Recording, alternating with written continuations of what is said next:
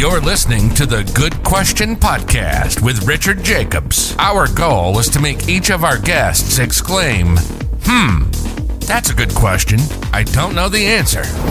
Because when that happens, it means you, the listener, may be inspired to learn more beyond the interview and to ask great questions yourself that lead to new insights. In this podcast, we cover historical and current anthropology, comparative religion, and history. Welcome, and let's get started. Hello, this is Richard Jacobs with the Good Question Podcast. My guest is Jonathan Peake. Jonathan is a senior lecturer at the Queensland University of Technology in Australia. We're going to talk about cold water immersion and how it affects recovery and inflammation. So it promises to be very, very interesting. So Jonathan, thanks for coming. Thanks for having me. Yeah. Well, tell me a bit about your background and how did you get interested in this area? So my background is in exercise physiology. I have a PhD in exercise physiology and I'm a keen athlete myself. I've always had a very keen interest in exercise and the immune system and exercise and stress more generally. And over the past 10, 15 years or so, my research is focused on post-exercise recovery strategies. So what can athletes do after exercise to promote recovery? And I guess one of the areas we've focused on in particular is effective cold water immersion on that recovery process after exercise, and extending that out a little bit. How does regular cold water immersion affect long-term adaptation to training? Well, is this just cold water immersion or is this contrast, hot, cold, can you give me some details on what kind of protocols are out there? Yeah, look, we've only focused on cold water immersion. There are other options out there, as you alluded to there. Contrast, meaning moving between hot and cold water, and also hot water. But most of my work has focused on cold water. So we've typically followed protocols that were developed originally at the Australian Institute of Sport down in Canberra, and we've adapted those protocols to some degree to suit the local climate here in Queensland. We live in a fairly subtropical climate here in Queensland, so that sort of necessitated adjusting the water temperature to levels that were more tolerable for summertime conditions for Queensland athletes. We have done. What does that mean? What does that mean? You don't go as cold as other conditions? I don't understand. The researchers and practitioners at the Australian Institute of Sport originally started out using immersion at about 14 degrees Celsius because that was the minimum temperature that athletes in Canberra could tolerate. Canberra has a colder climate than Brisbane or Queensland. So practitioners and researchers at our local state sporting academy, Queensland Academy of Sport, adapted the protocols from the Australian Institute of Sport and reduced the temperature to 10 degrees Celsius because they felt that was, at the time, they were thinking, colder is better. We now know that may not be the case, but that's the protocol that has been used at the Queensland Academy of Sport for some time. And what does this mean, tolerate? I've done this whole past winter, I've done, hot, cold. I got down to I'm using it in Fahrenheit, but I guess Celsius, I got down to maybe 5 to 7 degrees Celsius, the water temperature. And the effect I noticed is I just couldn't stay in as long, things would hurt.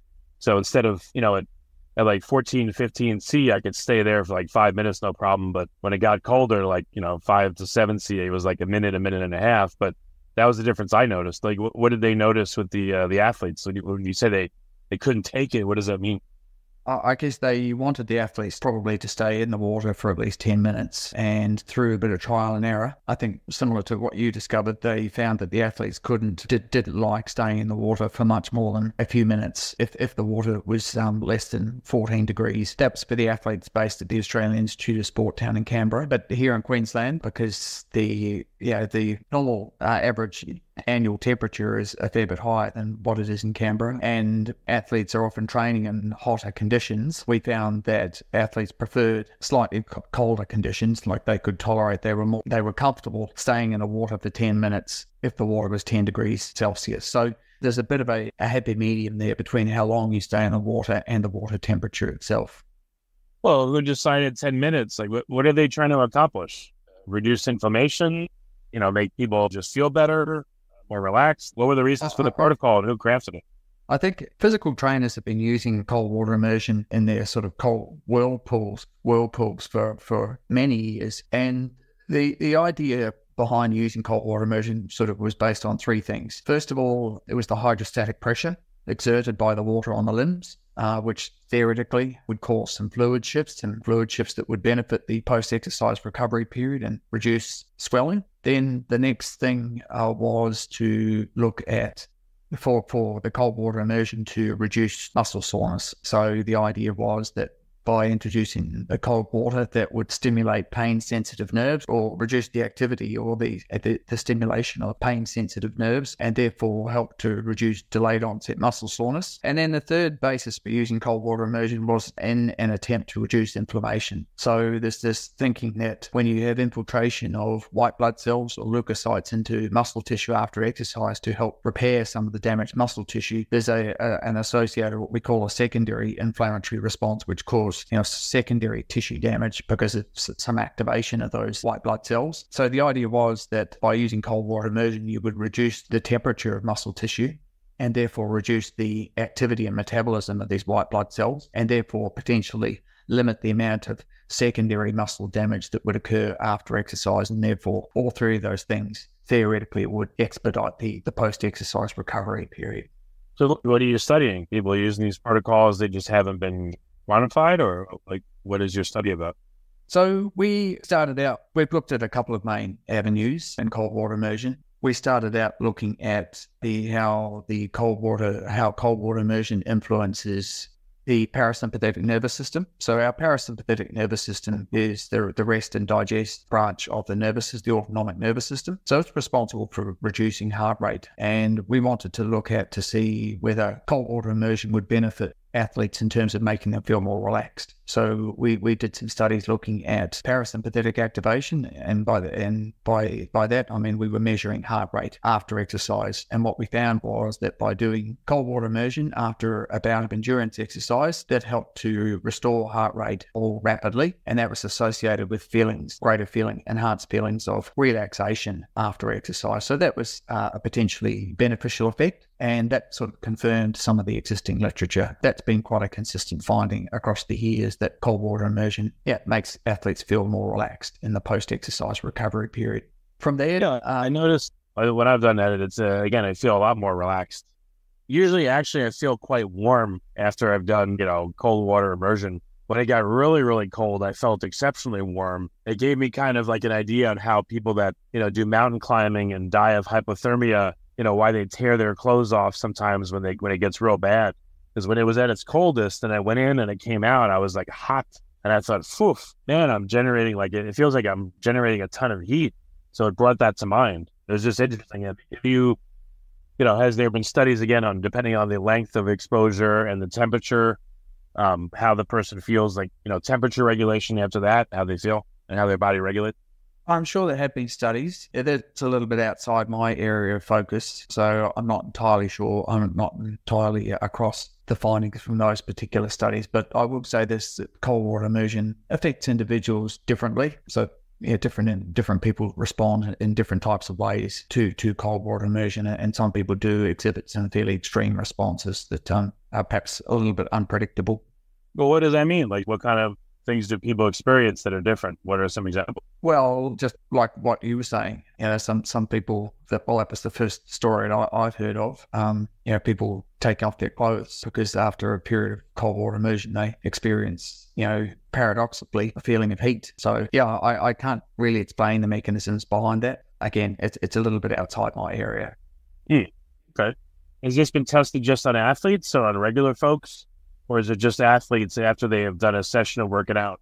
Look, most of the work on cold water immersion, sort of in that, in the past, sort of 10 to 15 years, has been done on athletes, because that's been the predominant focus for people using cold water immersion, is to recover from exercise. But more recently, in the last, 5 to 10 years, perhaps, cold water immersion has joined sort of some of the mainstream health type treatments. So the public, members of the public, not just athletes, seem to be using cold water immersion and ice baths in an effort to promote their health.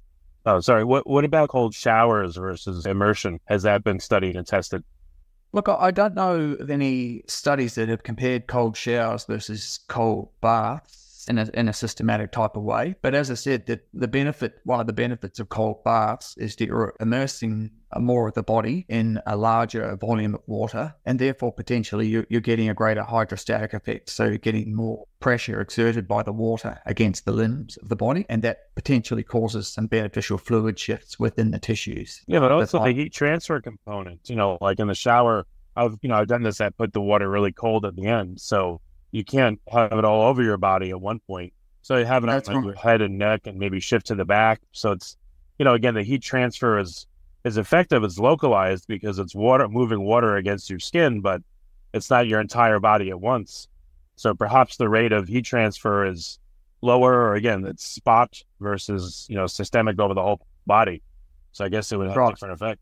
That's right. Yeah. So as I said, I'm not aware of any systematic studies that have compared, the rate of change in body temperature and muscle temperature, comparing, sitting in a cold bath versus having a shower and water at the same temperature. But if I had to hazard a guess, I expect that core temperature and muscle temperature would decrease more rapidly and be more sustained in response to sitting in a cold bath as opposed to having a cold shower. I've heard some people, it's just anecdotal, but some people at the gym I go to, they're like, when I did cold water immersion after working out, it seems like it cannibalized my gains in the gym. I guess, I don't know, there's this thought that if you do it too much or too often or for too long, that it actually impedes your ability to make gains. Have you heard anything like that? Yeah, well, we published some of the first original research to sort of establish that idea. So, one of my students did a really nice training study in which he had two groups of athletes. So all the athletes did 3 months of strength training in the gym. And at the start of the study, we measured their strength and we measured their muscle cross-sectional area. And then they did 3 months of training. So they were training twice a week in the gym, a strength-focused training. And half the group did cold water immersion after their resistance training. So they sat in a cold water bath for 10 minutes at 10 degrees Celsius. And then the other half of the group did what we call active recovery. So basically they sat on a bicycle for 10 minutes and just pedaled at a low intensity, so that they did an active recovery. We also took some muscle biopsies, some small tissues, some small samples of muscle. So at the end of the study, we compared all of these things between the cold water immersion group and the active recovery group. And what we found was that the cold water immersion group, both groups gained muscle mass and both groups got stronger, but the gains in muscle strength and muscle mass were smaller in the cold water immersion group compared with the active recovery group. So to us, that was a fairly clear indication that if athletes are in a phase of their training where they're looking to build muscle mass, or they're in a hypertrophy phase of their training, then doing cold water immersion after every training session may not be beneficial. So the spin that we put on it is that cold water immersion is perhaps not such a good idea during phases of the season where athletes are looking to build muscle mass, so perhaps the early to mid part of the season. But during the later part of the season, when they're sort of entering the competition phase, when they're not so concerned about building muscle mass, it's more about maintaining muscle mass and maintaining a fairly regular training intensity and training volume, then perhaps, and also if they're, the frequency of their competition, their gains is increasing at that phase of the season, then there's probably no harm in terms of doing cold water immersion after exercise. So if you're looking for a quick turnaround, a quick recovery between training sessions or between games, and you're not concerned about building muscle mass, only maintaining muscle mass, then cold water immersion, there's certainly no harm in doing muscle mass, doing cold water immersion. But that idea seems to have really entered the mainstream, and people have the everyday weekend warriors have really sort of sat up and taken notice of our research, and several other groups around the world have been able to back up our findings. So we're fairly confident that. How longitudinal was your study? Maybe over a month. The cohort that doesn't do the immersion will make faster gains, but maybe over 6 months it equalizes. Like, how long was the study? Over 3 months. Yeah. Okay, so you saw like the effect persisted in both cohorts. Yeah, so both cohorts, but the group that did the cold water immersion and the group that did the active recovery, they both gained muscle mass and they both gained strength. So they both adapted well to the training, but the gains in muscle mass and muscle strength were smaller in the group that did the cold water immersion. Was there any, countervailing benefits? Well, as I said, our research and the work of quite a few others have shown, these calming and relaxing effects of cold water immersion. So certainly that's one potential benefit. And cold water immersion has also been consistently shown to reduce muscle soreness. The key here is probably when you do the cold water immersion after your exercise and how frequently you do it. So in that first 3 to 4 hours after a gym session, there are things going on in your muscles that are really important in terms of stimulating the muscle growth and repair, tissue repair, that are important for long-term adaptation across the weeks and months. And we feel that if you're intervening during that period and using cold water immersion, then it may not be beneficial to do cold water immersion immediately after a gym training session. It might be better to leave the cold water immersion until maybe 3, 4 hours, even 6 hours, 12 hours, or 24 hours after a gym session, if you're interested in reducing muscle soreness. What about doing it before a training session? Was that looked at? We've also looked at that in a way. We did a study looking at cold water immersion between 2 bouts of exercise. So we were looking at track cyclists and we had them do a high intensity bout of exercise, and then they did a session of cold water immersion and then did the same high intensity bout of exercise. And we found that they did not perform as well on the second bout of exercise. So I think doing cold water immersion before a bout of intense exercise is probably not a good idea, because you're reducing blood flow, you're reducing muscle temperature, you're reducing muscle metabolism, and none of those things are necessarily going to be beneficial for you to get the most out of your gym training session. The best timing to do your cold water immersion might be 3-4 hours after, at least 3 or 4 hours after a gym session. Okay, so before, it looks like it would not be beneficial at all, be detrimental probably. Yeah, definitely. Yeah, I don't think there's any question about that. What about did you split the cohorts into Canberra versus, I think it was Queensland was the other one? Saying the temperature is more extreme, or the temperature at which athletes, condition themselves in Canberra, I think, was less on average. Like, did you notice a difference there? Was that looked at? Well, we haven't done that particular study looking at athlete tolerance and differences in temperature and how that water temperature influences training adaptation. Most of the studies that have shown that negative effect of regular cold water immersion on long-term training adaptation have typically used cold water at about that 10 degrees Celsius mark. Yeah, I mean, well, when people do ice baths, then it's maybe not 0 C, or maybe even lower. I don't know. What about athletes that have done literally ice baths? They sit in a trough with a bunch of ice and a bunch of water. I mean, they're seriously cold. Yeah. Look, I think that's probably going to influence. It's almost certainly going to reduce muscle soreness. So that's probably going to be the main benefit for them. Whether it's so cold that it becomes a noxious stimulus, painful stimulus, and therefore interferes with the nervous system and feelings of relaxation and recovery, I couldn't really say. But I think out there in sort of in the non-athletic population, more general public population, is this sort of warrior perception that go colder is better. But in reality, I think there's probably some threshold there. And as I said, it's going to depend on the individual too, and what their experience is with their previous experiences with cold water immersion and their regular ambient environment. Like we've shown, differences between parts of Australia in terms of tolerance of cold water. Yeah. Well, I mean, the adaptation is, if you're used to it versus not. Now I know why it's so dangerous for people that aren't used to it to be exposed suddenly to cold. Like when I first started, I was like, I couldn't control my breathing, and it was like, it was really bad. But then I went through, I did it like 3 or 4 times a week throughout the whole winter, and it got colder and colder and colder. And then it was not a big deal to tolerate. I was able to go into, like I said, like really, really cold water that before I wouldn't have at all.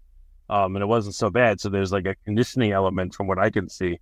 But yeah, for most folks, now I understand, like if you're going to swim in the ocean, for instance, I would think for most people that are not prepared, it would be very dangerous for them to go in if the water is less than like 15 C or less, because they would like go into shock, and they probably couldn't recover, in a cardiovascular sense. And then just in immersion too, like you got to seems like you got to go slow with it. If you just literally jump into freezing water, I don't think you could tolerate it well. No, I would agree with that. And particularly people who have existing cardiovascular conditions, like hypertension, cardiovascular disease, then that they need to be particularly careful and, probably seek some expert advice from a medical doctor before they embark on that sort of thing. But as you said, there's certainly some conditioning benefits, and starting out either at doing cold water immersion for just a short period of time or at a slightly higher temperature rather than going straight in at 5 degrees Celsius or less, maybe starting out at 15 degrees, working 5 minutes at 15 degrees, and then working up, increasing the duration of your cold water immersion and reducing the water temperature a little bit at the same time. That's probably the safest way to go. Did you guys find a sweet spot? Again, you mentioned this a bit, but is there a temperature below which it's just not necessary? There's really no benefit. Yeah, we haven't done any systematic studies ourselves. All of our studies have been performed at that level of about 10 degrees Celsius, and I'd say probably 3/4 of the research around the world has been performed using that sort of water temperature as well. So I think that speaks for something in itself, in that there are some systematic reviews which have compared responses across many different studies, and I think they have sort of identified that 10 to 12 degrees Celsius seems to be about right for reducing body temperature and reducing muscle temperature, if that's your particular goal. I'm not aware of too many studies that have gone much below 8 degrees Celsius. And part of the issue there is just a practical issue in terms of the equipment that we use. They're cooling devices that cool down the water temperature in the bath that we use for our research. Typically don't go much lower than 8 degrees Celsius, whereas other people using ice baths just dump a whole lot of ice in there, and the temperature could be anywhere between 2 degrees Celsius and 8 or 9 degrees Celsius. So they've got much less control over the water temperature. So in research, we always like to control those sorts of variables so we get consistency between responses between individuals. So we've typically focused on that 10 degrees temperature. And as I said, systematic reviews seem to indicate that that's a sweet spot, at least for reducing body temperature and muscle temperature. As for its effect on other things like muscle soreness and feelings of relaxation and calmness, I'm not sure that there's enough sort of consistency in the research to be able to make any firm conclusions about the optimum temperature to provide other benefits like those beyond just reducing body temperature. In these studies too, was the water circulating or was it still? Because I've also, again, in going in like the outdoor pool, if you sit there and don't move, a layer of warmer water develops around you. And if you move back and forth, it's like, whoa, much colder. So there could be a huge difference depending on whether the water's circulating or not. Yeah, look, the equipment we used did have sort of a built-in circulatory mechanism to keep the water moving. Because you did right. Yeah, if you're not moving the water, then you do sort of build up a layer of insulation. And it might only be, 1/4 of an inch or half a centimetre or a centimetre wide for that insulation area. But that's potentially enough to mitigate the effects of cold water. So, if you're looking to get the maximum benefits from cold water immersion, then it certainly pays to keep the water moving or keep your limbs moving a little bit to circulate that water. Well, you could probably do things like this. Let's say I'm going to make up some stuff in Celsius. So let's say the optimum appears to be 10 if it's non-circulating, but you can go to like 13, which is more comfortable. But if it's circulating quickly, it'll still have the same effect because of the heat transfer is so much greater. It's still liquid versus a moving one. So there's probably some optimization there where the person is not going to feel as much shock. They'll still get the benefit. You can still maximize heat transfer. Maybe you put a little bit of salt in it too. So maybe at 13 or 15 C with salt in it where it's circulating, that's better than 8 or 10 C, which is maybe harder to bear. And it's, the heat transfer is not maximized. So I guess there's a lot of levers still to pull in the dry, right? I'd agree with that. Yeah, for sure. Interesting. Okay. So what are the next experiments that you guys are working on? Where are you going with this? We have done some work on hot water immersion. So an obvious question that sort of came up after we'd finished our cold immersion studies was, if cold immersion is negative, has potentially negative effects on training adaptation, at least in terms of strength training adaptations, then would heat have positive effects? And unfortunately, in our hands, the effects of heat were not quite so conclusive. We were doing some studies. We sort of effectively repeated what we'd done with the cold water immersion, but did the same studies in hot water. So we had athletes sitting in a bath at about 42, 43 degrees Celsius. And the idea behind that was we wanted to give the maximum stimulus. But what we found was, ironically, the athletes actually felt a bit uncomfortable in that 42, 43 degree water. They said they found it really hot. And we sort of hypothesized that one potential mechanism could account for our results was that the hot water caused a stress response. So it caused the release of stress hormones like cortisol. And we know that cortisol potentially interferes with muscle training adaptations. So potentially by doing, hot water immersion, really heating up the whole body, then you're causing a systemic stress response, which might interfere with the training adaptations that you're trying to get. So the mechanisms there are quite different to cold water immersion. There may be other methods of heating that could be more beneficial. So we used hot water immersion because that was the only sort of equipment that we had access to. But other treatments like microwave diathermy could potentially be more beneficial, because what microwave diathermy does is that it penetrates the tissue, the muscle tissue, and heats up the muscle tissue without heating up the skin. So you're getting deeper heating effects that might stimulate muscle metabolism in a more positive way without individuals experiencing that sort of superficial and systemic discomfort that they would get with sitting in hot water.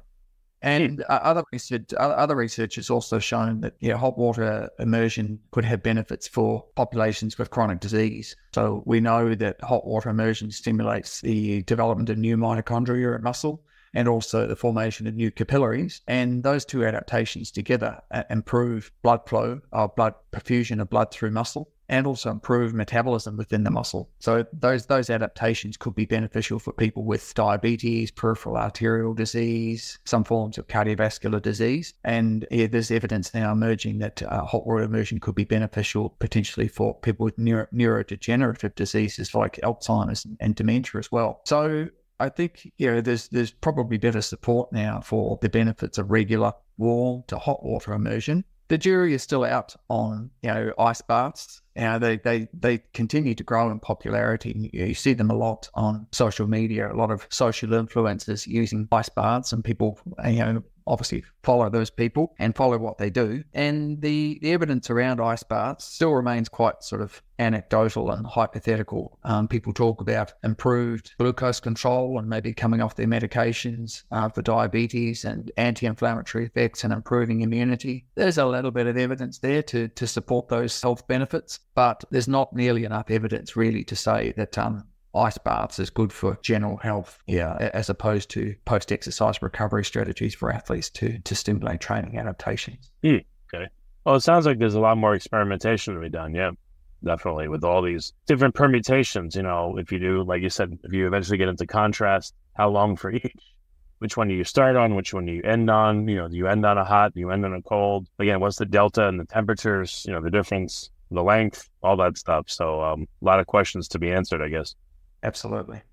Okay, well, very good. Where can people keep tabs on your work? Look, I must be honest and say I don't have a big profile on social media. I am on LinkedIn, but I hardly ever post anything on LinkedIn. I have a website at on my university.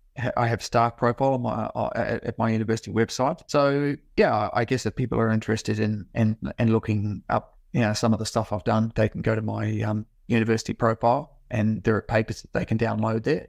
Okay. All right. Well, very good. Well, Jonathan, thank you so much for coming on the podcast. I really appreciate it. My pleasure, Richard. Thank you for listening to the Good Question Podcast. Please email support@thegoodquestionpodcast.com if you have any referrals to great guests for us to interview. Visit thegoodquestionpodcast.com to hear more interviews. And please help us spread the word by rating and reviewing us on Apple Podcasts, iTunes, Spotify, YouTube, or wherever you listen to this podcast.